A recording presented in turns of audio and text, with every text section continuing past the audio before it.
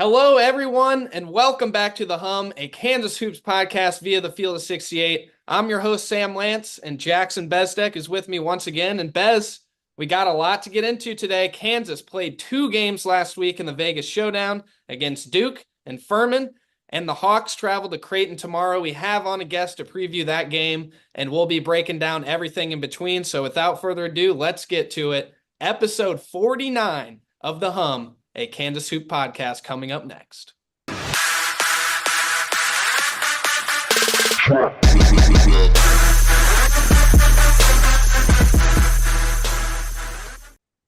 All right, Bez. Kansas defeats Duke 75-72 in Vegas in the Showdown, the Vegas Showdown, that is. Duke coming in with the #1 defense, and Kansas just absolutely put it on them early. It was 16-3. I almost forgot that this was even a thing after watching the game, going back through my notes. It was 16-3 to start the game, Kansas, but Duke kind of settled in from there and went on a 12-0 run late in the first half to even the game at 32 all. And from there, it was pretty much a battle all the way down to the end. Bez, I'll kick it to you first. Just general thoughts, general takeaways from Kansas defeating Duke and Vegas. Well, Sam, I was there. I was in Las Vegas for this game, and I do remember the 16-3 start because that was freaking awesome. There was so much Duke smack talk from all of these fans who none of them have a Duke diploma, by the way. Just going to put that out there. Nobody goes to that school. And to go up 16-3 right off rip, that was pretty nice. That kind of silenced a lot of idiots sitting around me. But it was kind of, the KU fans that you're sitting by, you know they're going to come. Duke's going to make a run. Kansas not going to run away with this game, win by 15-20. And Duke makes their run. And then, like you said, it felt like March. I'm dead serious. That's a big arena. It's where the Golden Knights play, NHL team. Packed. And it was loud. It was rocking. That felt like a legit Elite Eight game. And the guys played up to it. I mean, you didn't have Cooper didn't have a 25-point triple-double or anything, but the marquee players in this matchup made marquee plays throughout the course of this game, and it was super fun to watch.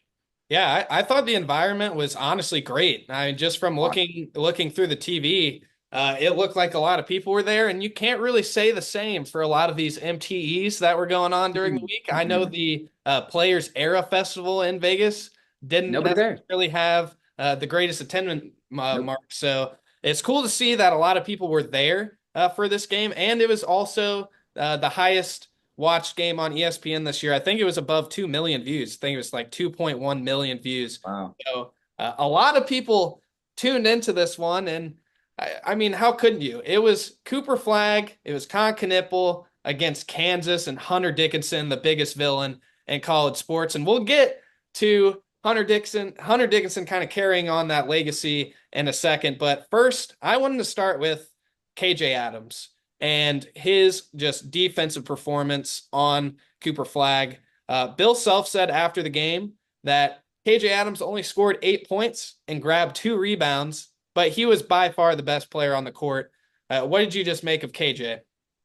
Yeah, I that's kind of a stretch there from Bill, I think, but it was you could feel his impact in the arena for sure. Like Cooper never got really off the ground, and by that I mean there was never a 4 possession in a row where Cooper had control of the game, and that's his game. His game is being able to control everything that's going on both ends of the floor, and KJ really made him uncomfortable for like the first 10, 12 minutes of that game. It was obvious. Cooper had wanted nothing to do with going inside.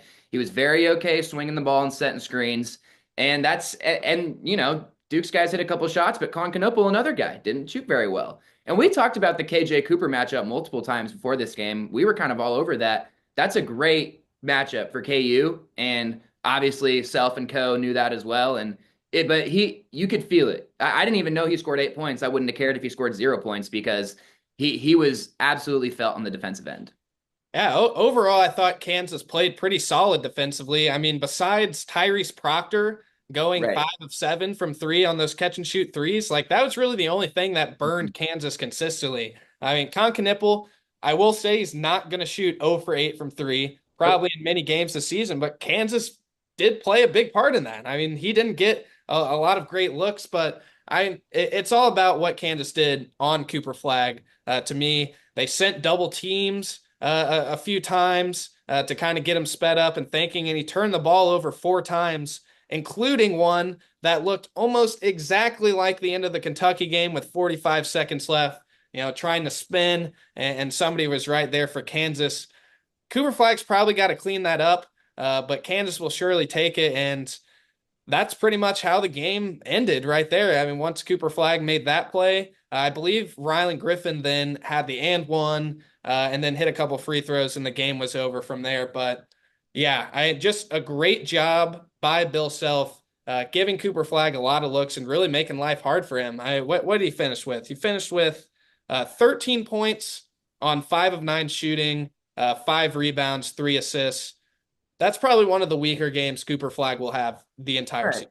Yeah, and then that's a fine game. It's not 5 and 9 is on it's decent efficiency, but it's just the way it looked. He never looked comfortable. And that move down the stretch like you're talking about, huge ups to the staff because they clearly watched a ton of Flag film and they're like, if he's going left, he is coming back to the right on that spin. That was clearly drained into those dudes' heads all week at practice, and it paid off big time in one play down the stretch, but throughout the whole game. I mean, the scout on what Duke was trying to do offensively, those first couple Tyrese threes, that's fine.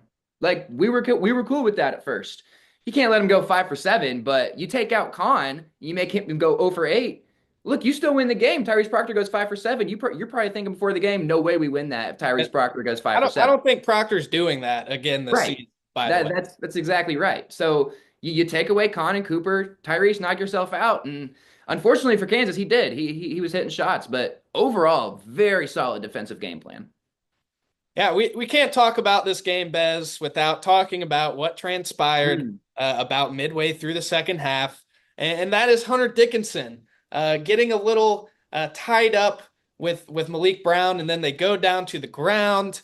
Uh, Hunter's down there, and he kind of puts his foot in Malik Brown's face.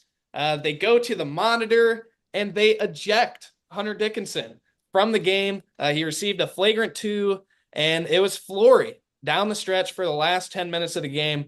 Uh, I want to start with this because I've seen a lot of discourse on, if Hunter Dickinson meant to do it, if he didn't mean to do it. I think that Hunter Dickinson 100% meant to do it. I I mean, totally you agree. get you get frustrated sometimes when you're playing sports and you do things that you're probably not supposed to. I think Hunter Dickinson thought he could probably get away with it. I mean, it's not like it was egregious. It's not like he kicked him in the face, but he was definitely trying to annoy Malik Brown a little bit by putting his foot near his face. I don't think it should have warranted an ejection. I think an ejection is like it has to be pretty bad. And wanting like I feel like the action has to want to cause physical harm or cause like severe physical harm for a flagrant 2. But Hunter got the flagrant 2, and that was that. So what's just kind of your take on it, Bez? What do you think? Being there, what I could see from my seat was Malik Brown's head hit the ground and Hunter's foot there.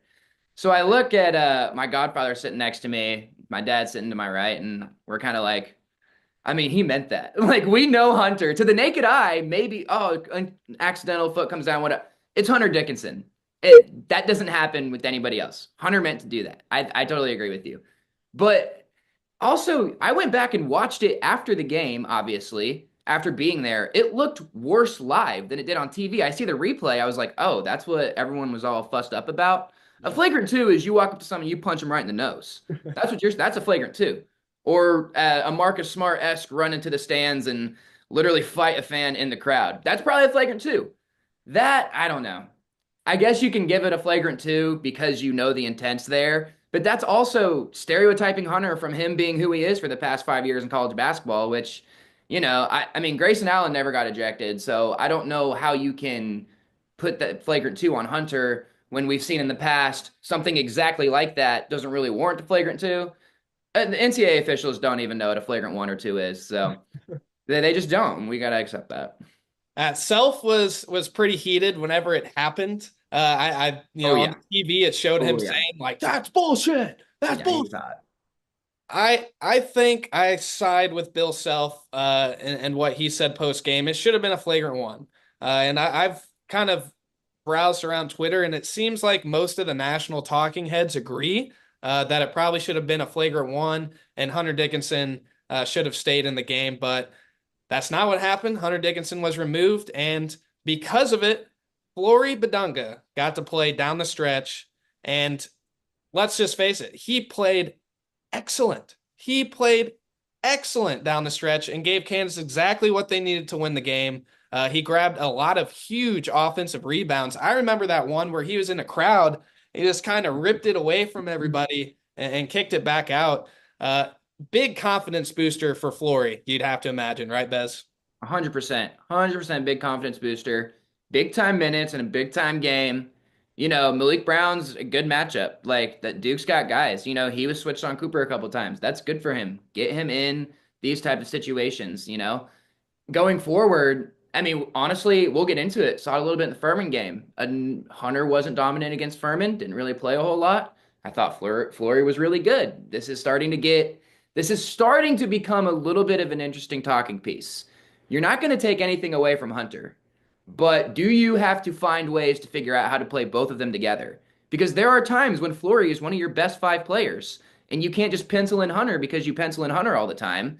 If Flory's one of your best five players at the time, you got to have him in. So, circumstances make him be in that game, but dude, he's ready to go. He's a dude right now.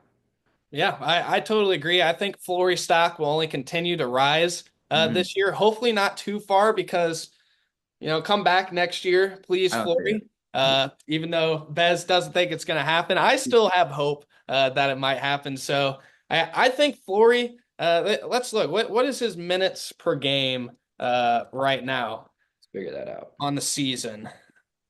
because it's going up, whatever it is.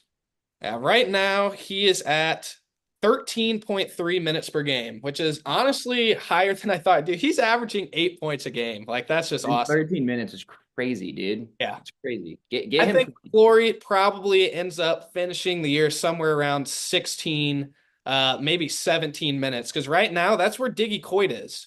Diggy Coit's sitting at right about 18 minutes. Do you really want Diggy Coit on the floor more than Flory? No, I don't no, think no, so. no, I don't no. think so, Bez. Flory stock, it's going to go up. It's going to go up. Yeah, and like you love Diggy, but he comes into that Duke game.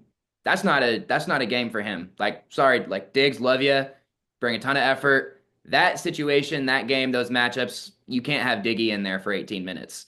Flory, I don't know if there's a bad matchup for him yet. He No? he's long enough, he's quick enough, he can guard 3 through 5 pretty well, and he's going to give you a great rim runner on offense. Like he actually runs the floor. That's which people like, oh, Hunter goes out, Flory comes in. We're so much more athletic. Like, yeah, Flory's getting his butt up and down the floor. He's actually rim running, which is what your big is supposed to do instead of trail 30 feet behind like Hunter does. And Hunter's also not even a threat to shoot when he trails. So there's just a lot more things that Kansas can do, I think, offensively. But, Hunter will have 25 and 15 in a couple weeks, and we'll be like, Hunter should be player of the year. So it'll just come and go. It's a nice commodity to have, though. Like, oh, maybe we should play this 5-star freshman some more. Like Instead of our All-American. last year that wasn't a thing. So, cheers to you, Kansas basketball, for having some more lighthearted talking points to start the season. Bez, anything else you want to say about the Duke game? I just want to say, just what a win. I mean, honestly, Kansas might run the table in the non-conference now. I know, It's very man. much on the table that Kansas might go undefeated. And I don't know if you guys remember our season preview episode, but Bez and I were talking about this scenario about Kansas having a really, really solid non-conference. I think I predicted one loss in the non-conference. Mhm. I don't think it's going to be any now. I really don't. I don't think Kansas will lose a single game before Big 12 play. Yeah, I think I was between 1 and 2. I had Creighton down for sure, but like you look at that game now, you look at it way differently than we did last month. Yep. Duke I was confident in, UNC I was confident in, Michigan State I was confident in. It's like I think I said too, just in case they drop one of those in a weird kind of didn't shoot well games. But dude, like this team is that game really was. I haven't been to a game yet in person, so I haven't even seen this team really. And it's something different when you're there and the five aren't playing well, and then you sub, you get three new guys in, and those three guys can play. That's a whole different just feeling off the rip. And this is three really good opponents now already for Kansas. About to get a couple more in the non-con. Dude, you look at the Big 12, Kansas should not be scared of anybody in that conference. This is going to be a super fun upcoming month to see how that shakes up right before conference play. Yeah, absolutely. It really, the Duke game, you win that, great. I think honestly, the Furman game said a lot about where Kansas is right now Totally. too, because Furman is not a pushover team whatsoever, and Kansas, started out a little bit slow, maybe a little bit of a hangover from that Duke game, and then they just absolutely throttled Furman. And that Furman team is not a bad team at all. The main thing to talk about from this game is KJ Adams. He had 22 points, I believe, in Kansas's win, 86-51 win over Furman. KJ Adams led the way. He's just been an absolute beast. Bez, 10 of 12 from the field in that game, 22 points, 4 rebounds, and 6 assists. Or sorry, 6 rebounds and 3 assists. I flipped that. It's my bad. But KJ Adams, man, he's one of a kind, isn't he? It's so funny to watch him. Like for, poor Furman, dude. I mean, what do you even do? Like, who are you gonna throw at him?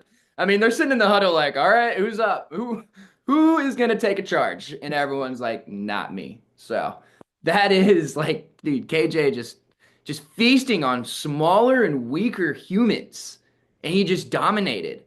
And now it's, you know, 2 weeks ago, it's like, can KJ get on the floor with this roster? And now it's KJ needs to be on the floor all the time. Bill, you're right. I'll, Obviously, I'll just say I obviously, never obviously, once did we say that. I'm pretty we sure were never not a part of that. saying that. We were not a We were part of not that. part of that. We Nope. have been KJ Adams stands from the beginning, and we know how Dude, good KJ Adams is. Just throwing it dude. out there. Continue, Biz. Yep. No, Sorry. dude, like that was my whole point. That was my whole point. Hum had it first. Look, it's not hard to sit here and be like, I trust Bill Self. And then you end up looking smart. Like, yeah. I mean, KJ Adams is gonna figure it out. He's playing with a ton of talent around him, and he's super smart basketball player. And then you get a matchup like Furman, you hammer him. So yeah, I'm the discourse is dead. We're back to normal. I'm Let's tired. I'm tired of hearing the same old argument of the spacing of having DeJuan and KJ and Hunter on the same floor. Like everybody's acting like this was last season. This isn't last season anymore. Like Kansas has capable shooters. I'm sorry, Kevin McCullough was not a quote unquote capable right, shooter. right. Like that's not somebody you're kicking the ball out to and you're like, let it fly, Kev. You got it, man. Like, no. Like this year, it's completely different. Kansas has capable shooters. KJ and Hunter Dickinson have played a year together. They know how to play off of each other with that two-man game.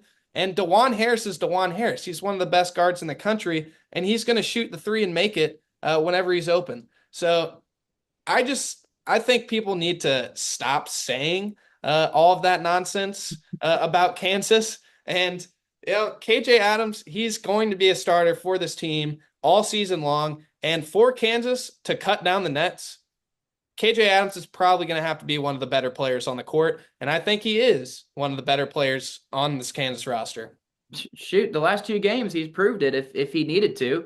And I think Dewan's better than last year, like way Oh, better than he man. was last year. We could have a whole episode Right? We could do a how whole great Dewan DeJuan pod Harris has been. about how much better he's been. But to your original point, one last thing about Furman. Furman is a team that last year gives Kansas a ton of trouble, and probably you pull away by 5. They run, they shoot, they can score. They're solid, solid team. Kansas blew them out, and they scored 51 points. That game last year is 89-87 Kansas with 35 seconds left. I mean, the difference between you come out, this is a trap game written all over it in all caps, trap game. 35. I mean, I look at the spread 22 and a half. I was like, Furman might be free money tonight, 22 and a half. Not even close. It wasn't Right? even close. You know what they say, Bez? What? Good teams win, Great great teams teams cover. cover. There we go. It seems There we covered. go. Uh, Another thing I wanted to hash on just from the past couple of days is, Kevin Sweeney, he came on before the Duke game and kind of was talking about how for Kansas to be that number one team in his eyes, for them to really take that next step, he wants to see the wings play better. He wants to see Rylan, he wants to see AJ become more comfortable and really kind of play to their ceiling. I think we're getting there, Bez. I think we're getting there. AJ Store, he started the last two games. I believe he scored double Hmm. digits, both against Furman and against Duke. And you also have Rylan Griffin, who I think has had one of his couple best games of the season against Furman and Duke.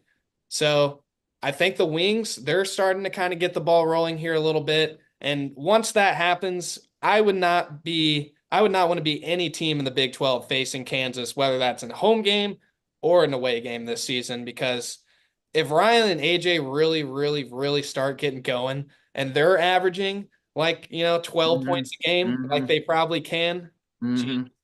it's Yeah, going to be, that'd be nice. You can see it. AJ is getting comfortable. I saw it. I saw it live.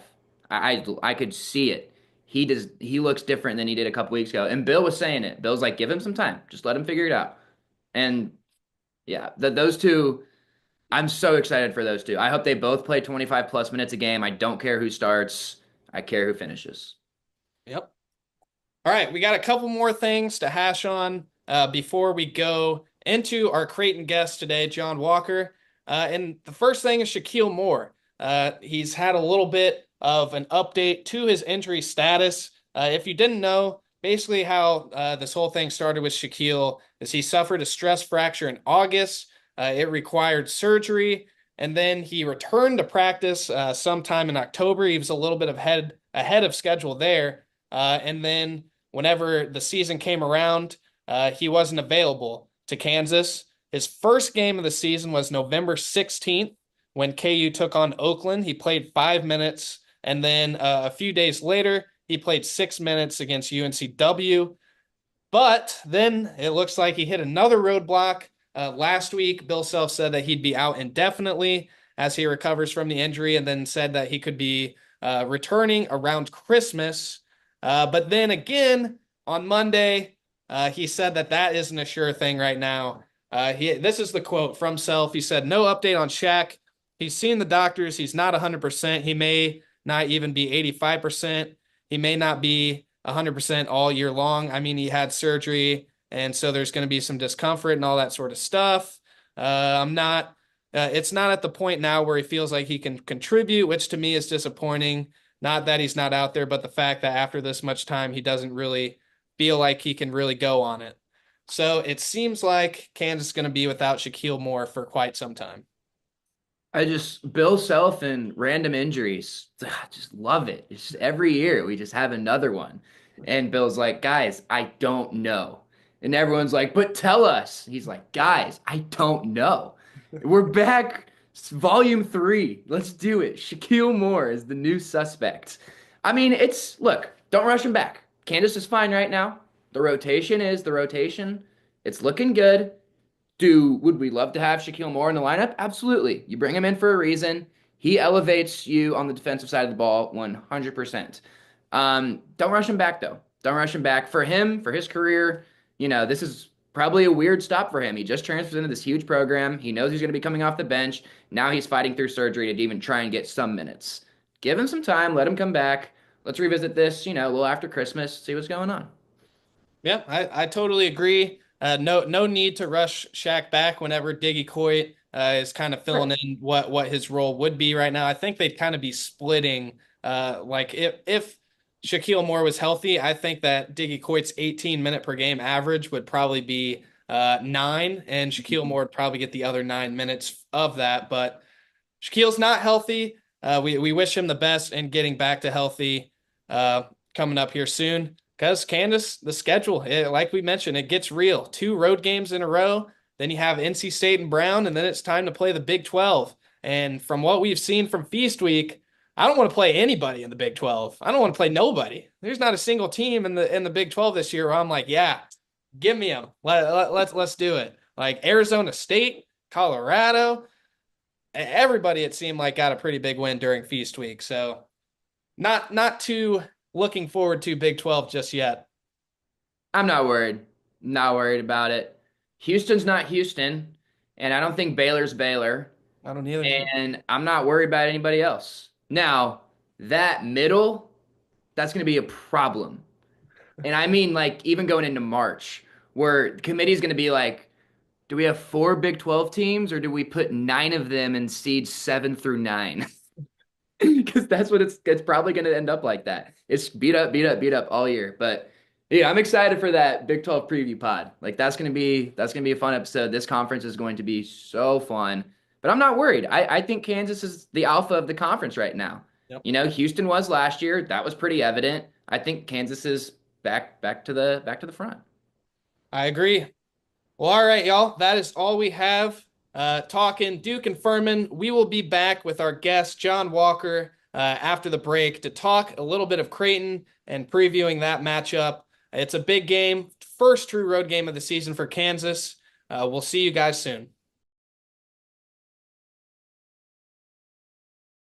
If you haven't heard by now, we have partnered with BetMGM Sportsbook. We are going to be using BetMGM lines to make all of our picks, and we'll have special offers for the listeners and the viewers of the Field of 68 throughout the year. If you haven't signed up for BetMGM yet, you can use bonus code FIELD, and you will get up to a $1,500 first bet offer on your first wager with BetMGM.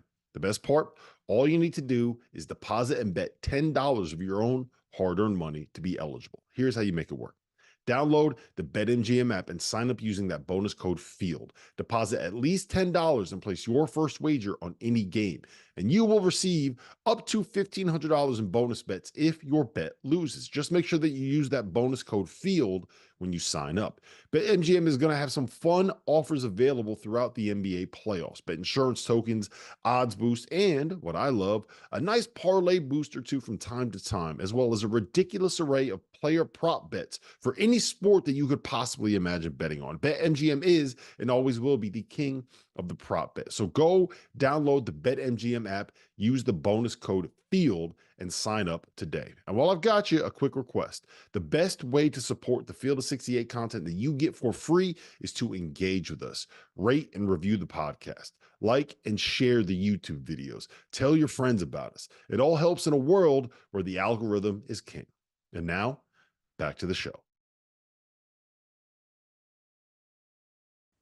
Welcome back, everybody, to The Hum, a Kansas Hoops podcast via the Field of 68. I am now here with Jon Waker, the Creighton beat writer for the Omaha Word-Herald. Jon, thank you for joining us. How are we doing today? Man, I'm good. I'm good. We are, I think we're like kind of in the full swing of basketball season now. Like you come out of feast week and you finally digest your leftovers and the leftovers of the leftovers. And here we are. We're hitting our stride. We're going right into it in a pretty big matchup this week. How are you? I'm doing great. It's full swing basketball for us at KU too, because our football team lost. Will not have a bowl game. So yeah, we're in the whole basketball mindset here, and we got a pretty good game to talk about today, Creighton, Kansas. Yeah, it should be a doozy and a dandy. Creighton's football season has been over since like 1936 because Creighton doesn't have a football team. So they did at one point, but not anymore. Well, there you go. All basketball now. I want to ask you about the Creighton team. Obviously, this team, they started ranked in the top 15 this year. They're now 5-3. They've dropped out of the rankings, and Creighton had a really tough feast week. They had a home loss to Nebraska, and then 2 more in a row to San Diego State and Texas A&M in Vegas. They did rebound with a win on Saturday against Notre Dame before this game, but where do you just kind of think this team stands right now? What are kind of the vibes going into this Kansas game? I think they'd be the first ones to tell you that they're kind of disappointed. Greg McDermott revealed after that Nebraska loss, they opened with 4 straight mid-major opponents, clobbered all 4 of them. And then their first real test, their first power conference opponent was Nebraska. And they were controlled wire to wire by the Huskers. and lose by double digits in front of a pretty raucous home crowd in Omaha. And Greg McDermott said that night, through our first 4 games, even though we won, I had concerns about this, this, and this. And that Nebraska loss really kind of brought all of those to the forefront and validated the concerns that he had. But I don't think anybody in the program would shy away from the fact that it's been disappointing so far. They are 1-3 against power conference teams.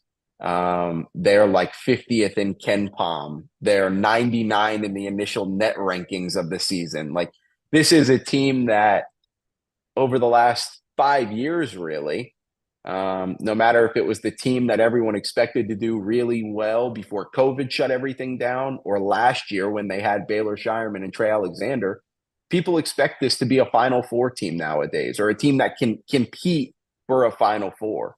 They haven't looked like it so far, but it's early December. There's still a lot of time left, but there are certainly some things that Creighton would love to get fixed. The main one being they've got to make their shots.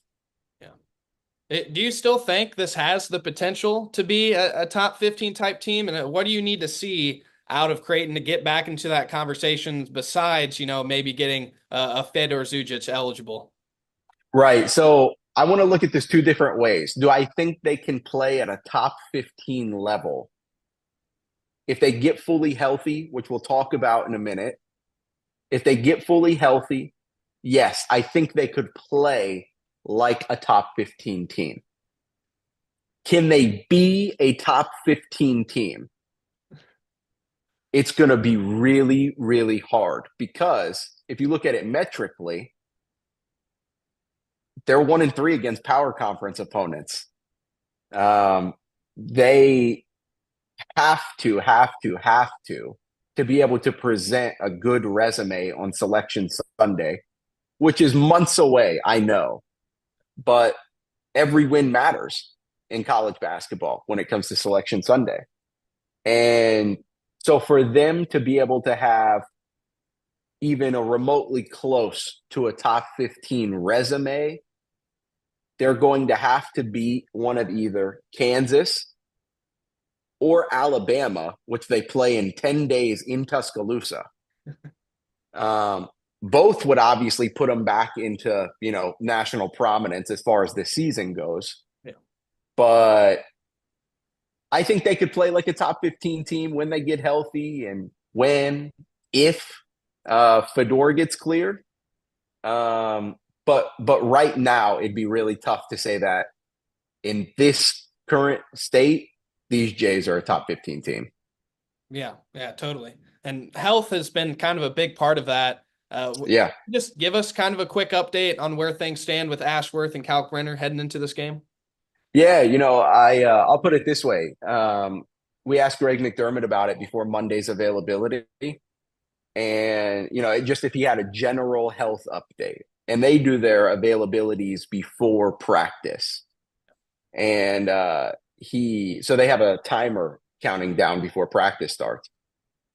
And so somebody asked him for a general health update, and he just laughed and said, "We don't have the time." Because it's been that kind of season. It's been tumultuous, really. It really hasn't gone as Creighton expected it when it comes to personnel or how the games have played out. Especially over the last 2 weeks, starting with that Nebraska game. So I guess week plus. But I don't know. I don't know. Stephen Ashworth is playing through a severely sprained ankle that he suffered in that Nebraska game. So it'll be, a week and 5 days between that Nebraska game and the Kansas game for Creighton. But there's absolutely no chance that ankle is just healed. Make no mistake about that.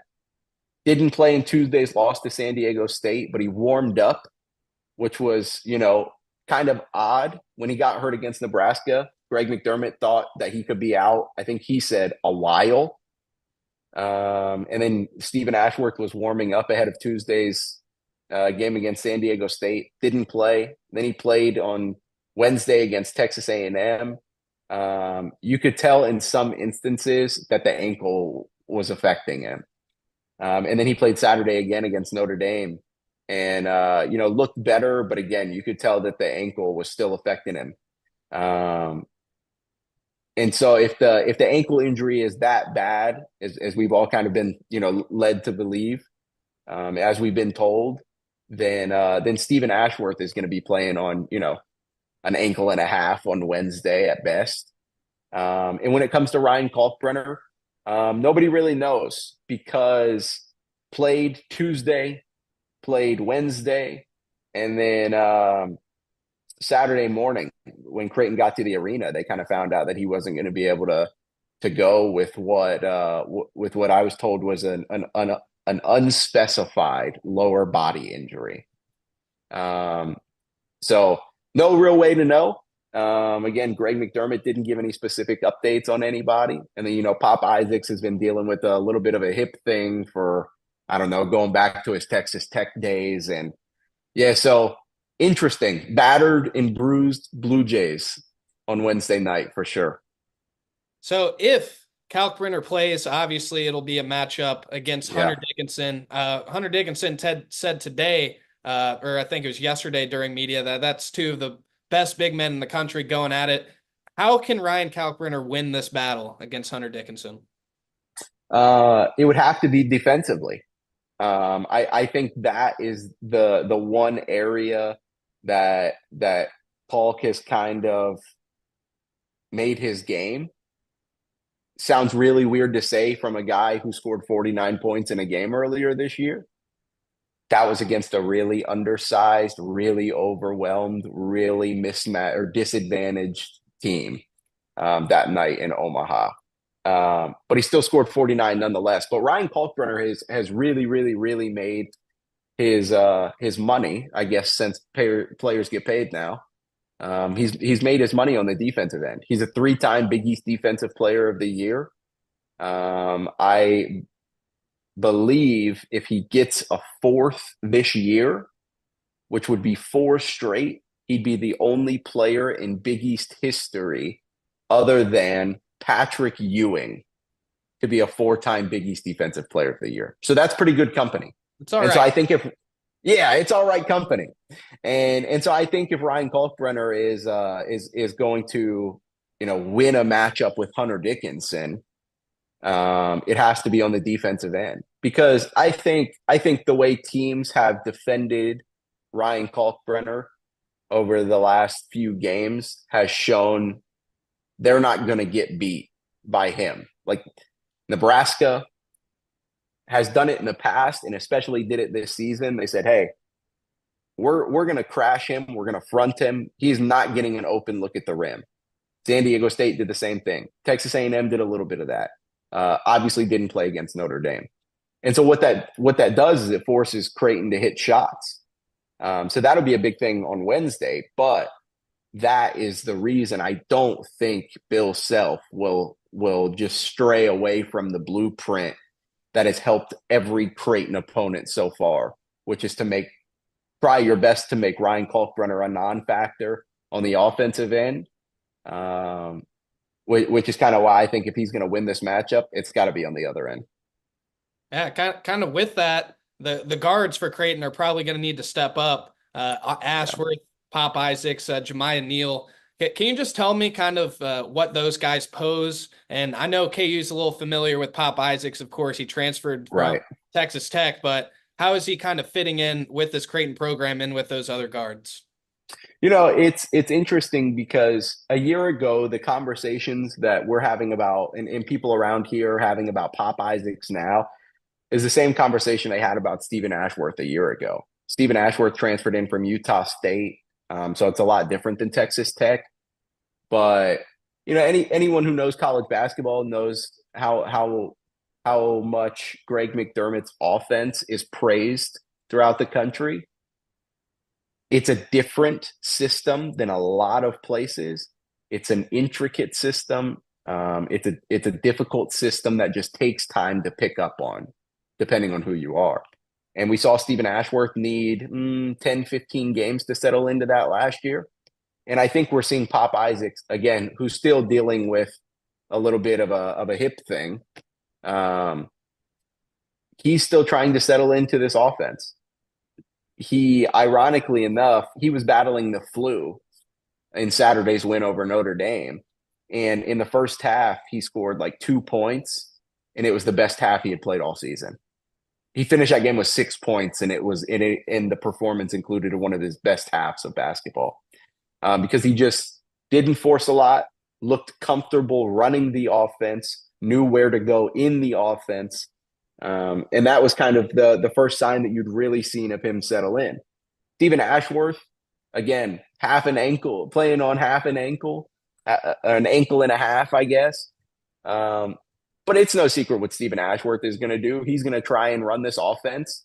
And when he doesn't have the ball, he's going to hunt his shot. And he's really active off ball. And that's a part of the reason that he's shooting 40 whatever percent this year. So he's going to let it fly.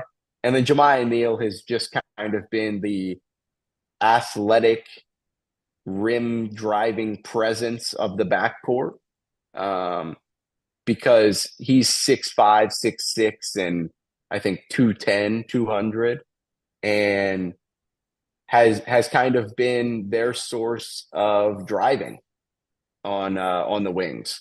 It's different than anything Kansas has kind of faced this year. Because they've seen a lot of traditional lineups, partly because Kansas plays a traditional lineup with KJ at the 4 and then Hunter at the 5. And so that's forced opponents to play them like that a lot. I don't think Creighton's going to change what it does just because Kansas is coming to town. And I don't mean that as disrespect to Kansas. I mean that because Creighton does what it does, period. And so I think it'll be different. It'll be a kind of true 3-guard lineup for the Jays when Kansas hasn't really seen that this year. So how is it going to play out? I'm not sure, but I know Stephen Ashworth is going to shoot a lot of threes. Pop Isaacs is going to look really lively with the ball in his hands. And Jemiah Neal is probably at one point or another going to throw one down. Well, thank you for kind of giving us the rundown of those guys. I wanted to ask you, is there anybody else that we haven't talked about that you think specifically for this game could make a big impact? And then we'll kind of go into some predictions and stuff. Yeah, I think it'd have to be Jackson McAndrew, freshman forward. He's been playing the 4. He's kind of they had a log jam at the 4.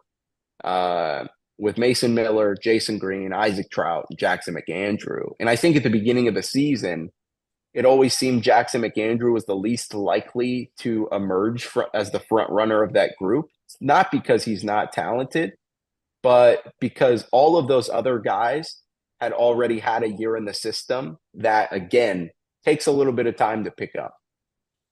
And so nobody really knew what he was going to do until Creighton started playing games. Well, the Jays started playing games, and it was like, this kid has to be on the floor. And he started the last few at the 4 now. And I think he'll shoot it, no doubt. So he could open up a lot of things in Creighton's offense when it's predicated on them hitting shots. But again, I think I need to see how he defends KJ Adams. I don't know if that will be the assignment, and if not, then maybe it'd be Isaac Trout off the bench. He's a little bit stockier, a little bit bigger than Jackson McAndrew, and so we'll see. I'm not really sure, but one of those two, I think it'll either be Jackson McAndrew or Isaac Trout. All right, John. I want a couple of keys to the game from you. Okay. For prediction, I'll go ahead and go first. My keys for KU would be to limit Kalkbrenner's looks. He has just 24 points in his last 3 games. If Kansas can hold him to that average of 8 points a game, I think Kansas is probably going to win this game. And I would also say protect the 3-point line. Just make sure Creighton doesn't go off from 3. I'm going 84-75 Kansas in this one. And the floor is yours, John. This is tough. Okay, so a couple of keys. I am going to say Creighton has to limit offensive rebounds. They've been so good they've been so good in transition that sometimes they've been too quick to get out and run, and that hasn't always meant with the ball. They were really good on the glass against Texas A&M, a really athletic, really aggressive rebounding team. And then they just kind of unraveled on the glass through the final 10 minutes and eventually lost that game. So I think the Jays have to defensive rebound. You cannot play a team like Kansas and give them any extra opportunities. It's not going to work out. And then the other thing is, I alluded to it a little bit earlier. They have to hit shots. Because let's say there's a world where Ryan Kalkbrenner doesn't play, where he misses a second straight game. And let's say there's a world where Ryan Kalkbrenner is somehow, after missing Saturday's game, 100% healthy. Either way, the Jays have to hit shots, because if he's out, they're going to need to hit shots for all the obvious reasons. And if he's in there, well, then I think Bill Self is smart enough of a coach, good enough of a coach to kind of follow the blueprint that Nebraska laid and San Diego State followed and Texas A&M followed. So that's the key. But that all changes for Creighton's offense if they start hitting threes, which is what they did when they beat number 1 UConn in Omaha in February. So it's I think any Kansas fan wanting to see what Creighton's offense could look like or what Creighton could do Wednesday could maybe look back to that UConn game in February, because this team's entirely different when it hits shots. They haven't done that so far. So we haven't seen that team from February or anything remotely close. So who knows what we'll get on Wednesday? Any score prediction? Our score guests, prediction. So sorry. Our guests have been pretty spot on, so I'm expecting you to have it exact here. Okay. I'm gonna go Kansas. I'm gonna go Kansas 83 and Creighton 71. All right, we both have. I think I'm kind of in the minority there. I think what Vegas has it at like 4 and Ken Palm has it at 5. So I think it's all just dependent on Creighton's ability to hit shots, and they haven't done that so far. And they 3 of their top players are a player and a half essentially right now, and so we'll see. Well, all right, Jon. Thank you so much for joining us today. We will be back here on the Hum with the Under 4 timeout, talking a little bit of Kansas recruiting before we wrap up the show. Thanks again, Jon, and have fun at the game in Omaha. Thank you. There is no sport in America that is more difficult to follow than college basketball.